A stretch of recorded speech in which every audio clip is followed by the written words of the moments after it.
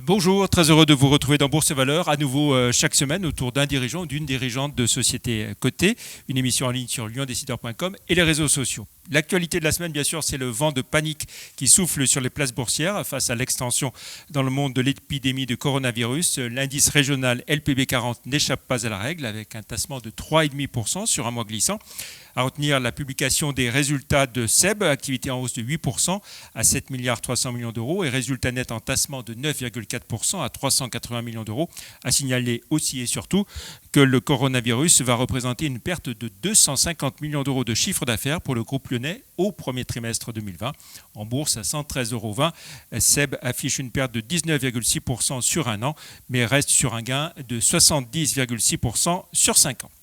On retrouve à présent notre invité, Guillaume Robin. Bonjour. Bonjour. PDG de Thermador Group, qui publie des résultats en hausse. Petit rappel d'abord pour commencer de votre activité.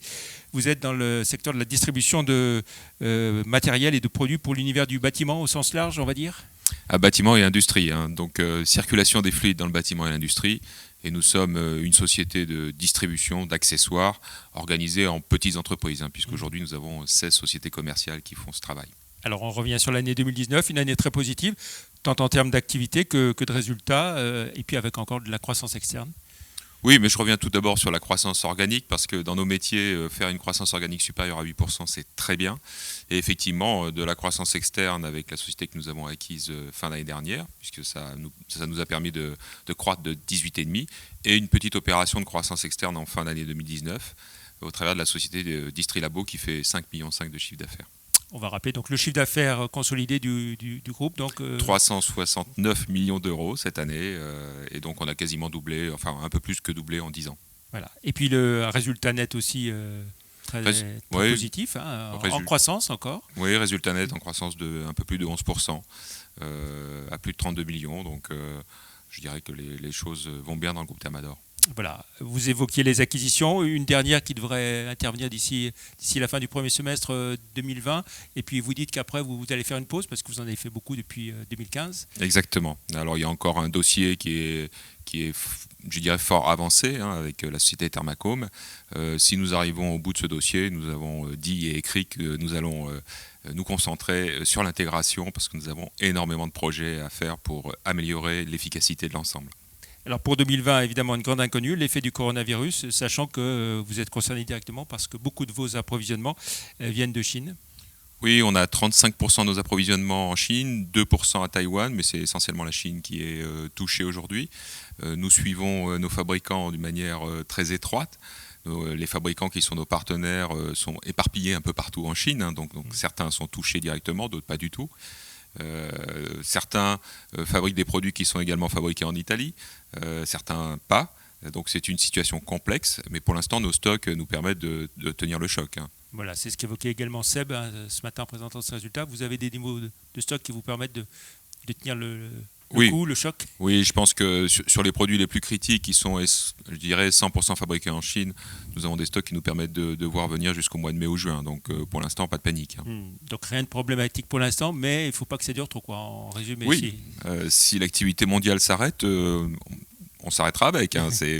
Thermador est une petite entreprise. Voilà, mais pas de panique. Non.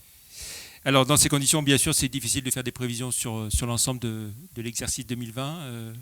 Alors, nous, on préfère les prévisions sur 10 ans. C'est vrai qu'on regarde en arrière et nous regardons ce que nous avons fait sur 10 ans et nous disons simplement continuons comme ça et le groupe se portera bien, les salariés, les fournisseurs, les clients et évidemment les actionnaires. Voilà. Je reviens à votre rentabilité qui surprend toujours parce que dans la distribution, arriver à afficher environ 10% de résultats nets, c'est pas mal du tout. Alors le secret Le secret, c'est la délégation aux filiales, vraiment une grande délégation aux dirigeants de filiales pour mener leurs affaires et une motivation des équipes et des dirigeants sur ce résultat, ce qui fait que chacun s'en occupe. Voilà. Vous êtes aussi Guillaume Robin, président de Lyon Pôle Bourse, qui fédère les acteurs du monde boursier, les entreprises cotées de la place.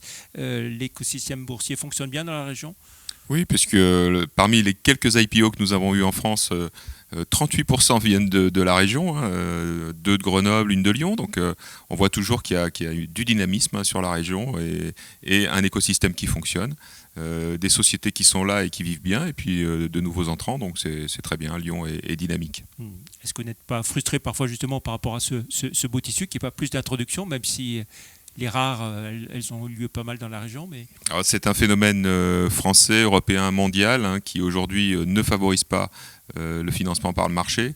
Je dirais que les choses vont et viennent, et j'ai confiance à long terme pour que ce financement par le marché retrouve l'intérêt des émetteurs. Voilà, justement, vous évoquez le long terme. Si on regarde votre parcours en bourse, hein, qu'on découvre, 51,06 € au jour où on enregistre, progression de 3,6% en un an et de plus de 34% sur 5 ans, et encore beaucoup plus si on raisonne sur 10 ans. Oui, alors la valorisation de la société, le fameux PER a baissé. Et je dirais que c'est un phénomène qu'on peut retrouver sur beaucoup de valeurs moyennes, 2018-2019. Donc je dirais qu'il faut regarder ça à plus longue échéance, et tout le temps je reporte sur 10 ans, je crois que c'est plus raisonnable. Je rappelle quand même que le dividende est là comme force de rappel. Alors justement, on ne l'a pas dit, le dividende il sera de combien cette année? On l'augmente un petit peu, il sera 1,80 €. Alors à environ 50 €, effectivement le rendement est tout à fait correct. Très bien. Merci beaucoup Guillaume Robin d'être venu dans Bourse et Valeurs. On se retrouve la semaine prochaine pour une autre émission. Nous accueillerons Jacques Mottard, PDG de Sword Group. Merci, au revoir.